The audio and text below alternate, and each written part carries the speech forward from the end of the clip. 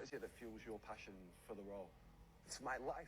My life is football. So football is Nuno's life, and as new West Ham manager, he's going to get a proper taste of that. But I've got a story from when he first started as Tottenham manager that might make West Ham fans wonder. Nuno had just moved to North London as the new manager of Tottenham Hotspur, and a very good friend of mine owns a white goods store. And one day he's there on a Saturday afternoon, and who walks in but Nuno Espirito Santo on his own, looking a little bit sad, a bit morose, and he comes up to the front and asks my friend, "Do you have any microwaves?" The good news for Nuno was this was a white goods shop, so my friend just pointed him over to a wall of microwaves. Nuno looked at them for a second or so, pointed at one and says, "I'll have that one." He goes up to the front desk, pays for it, and then, I kid you not, carries the microwave out himself. So my friend, who's a little confused, follows Nuno as he's about to exit the door of the shop and stops him and says, "Sorry sir, can I help you at all? Can we get it delivered to the house, or do you have a car?" And he said, No, I'm just going to walk home carrying the microwave."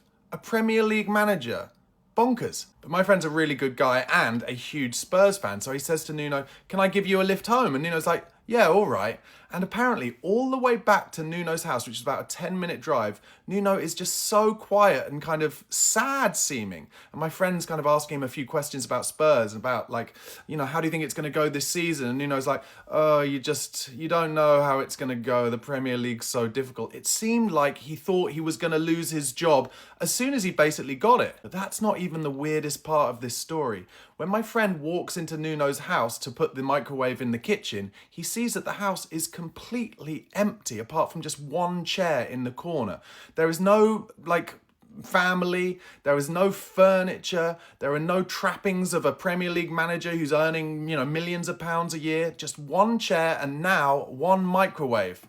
My friend was like, "Oh, I don't know if I can say anything even." And what I took from all that when my friend told me about it at the time was that Nuno, who wasn't Spurs' first choice to be manager anyway, never really felt confident he was going to stay there for very long.